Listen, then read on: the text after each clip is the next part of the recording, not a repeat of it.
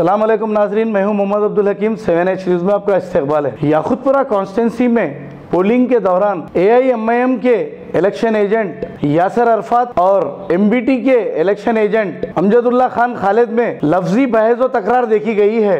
आइए देखते हैं अकरम की ये रिपोर्ट।